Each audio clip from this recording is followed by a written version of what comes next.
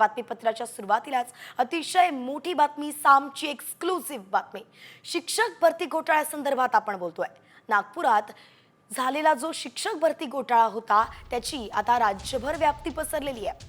तब्बल 400 ते 500 कोटींचा हा गोरखधंदा सुरू असल्याचं समोर आलंय। आधीच्या तारखांनी नियुक्ती दाखवत कोट्यवधी रुपये लाटण्यात आले आणि त्यासाठी तब्बल 40 ते 45 लाखांचं रेट असल्याचं आता समजतंय। एकंदरीतच मोठी बातमी आपण पाहतोय की नियुक्तीसाठी 40 ते 45 इतक्या मोठ्या प्रमाणामध्ये 40 ते 45 लाख इतक्या मोठ्या प्रमाणामध्ये हे रेट कार्ड होतं। खूप वेगवेगळे रेट आहेत की सरळ जर मान्यता असतील तर 5 ते 7 लाख रुपये प्राथमिकची वैयक्तिक मान्यता देण्यासाठी आहे। माध्यमिकची मान्यता द्यायची असेल तर 10 ते 12 लाख रुपयाचा रेट आहे। उच्च माध्यमिकची द्यायची असेल तर 20 लाख रुपयेपर्यंतचा रेट आहे। एखाद्या कर्मचाऱ्याची मान्यता 2014, 16 किंवा 12 मधली दाखवून आज तारखेला मान्यता द्यायची असेल तर त्याच्यामध्ये 40-45 लाख रुपयेसुद्धा घेतलेले आहेत। संस्था आणि मान्यता देणारा अधिकारी या दोघांमध्ये ते वाटून घेतलं जातं, हे माझे स्पष्ट आरोप आहेत।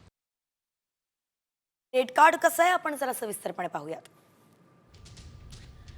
प्राथमिक शिक्षणासाठी संस्था चालक असतील तर 20 ते 25 लाख घेतले जायचे, अधिकारी असेल तर 5 ते 7 लाख घेतले जायचे। माध्यमिक शिक्षक संस्थेसाठी संस्था चालक म्हणून 20 ते 30 लाख तर अधिकारी म्हणून 10 ते 12 लाख। उच्च माध्यमिक शिक्षक संस्थांसाठी संस्था चालक म्हणून 30 ते 40 लाख तर अधिकारी म्हणून 15 ते 20 लाख। तर शिक्षक भरती घोटाळ्याचं हे रेट कार्ड आत्ताच आपण पाहिलं, मात्र हा गोरखधंदा नेमका कसा सुरू होता ते आपण आता पाहणार आहोत। संस्था चालक आणि अधिकारी संगनमतानं हा घोटाळा करत होते। एका जागेसाठी तब्बल 40 ते 45 लाख रुपये शिक्षकांकडून घेतले जात असल्याचं उघड झालेलं आहे। या संदर्भात स्वतः शिक्षक असलेले हेमंत गांजरे यांनी माहिती अधिकारांतर्गत नेमकं काय माहिती मिळाली आहे त्यांना आणि ती त्यांनी साम टीव्हीशी सांगितली आहे, तर हे जाणून घेतले आमचे प्रतिनिधी पराग ढोबळेंनी। पाहूयात।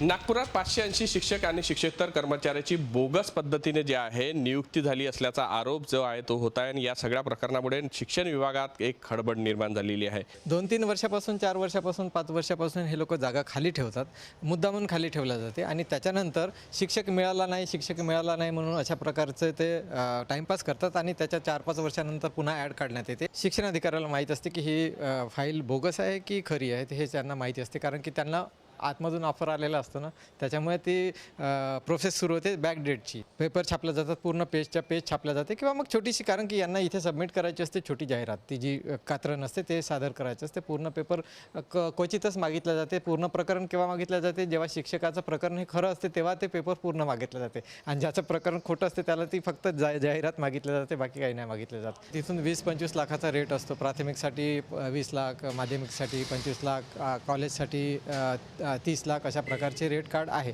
मग ते आर्थिक याच्यानुसार कमी जास्त असतात आणि मग वैयक्तिक मान्यतेचे रेट वेगळे, 2 लाख, 3 लाख, 4 लाख, 5 लाख अशा प्रकारे ह्या वैयक्तिक मान्यतेचे रेट आहे आणि त्याच्यानुसार मग शालार्थ आयडीचे पण रेट आहे, 2 लाख, 1 लाख, अशा प्रकारे जसं देणारा असला तशा प्रकारे ते खाऊन घेतात। खरे दलाल हे संस्था चालक आहेत, म्हणजे ते सर्व दलाली करण्याचं काम करतात, कारण संस्था चालकाचा संबंध ह्या अपॉइंटमेंटशी असतो आणि फाईल सबमिट करण्याचं काम हे संस्था चालकच करत असतात, मुख्याध्यापकाद्वारे किंवा स्वतः संस्था चालक। त्याच्यामुळे स्वतः संस्था चालक हे अधिकाऱ्यांशी कॉन्टॅक्ट करतात आणि त्याच्यानंतर हा सगळा घोटाळा मॅनेज केला जातो। व्हिडिओ जर्नलिस्ट सौरभ भोलेसह पराग ढोबळे, साम टीव्ही न्यूज, नागपूर।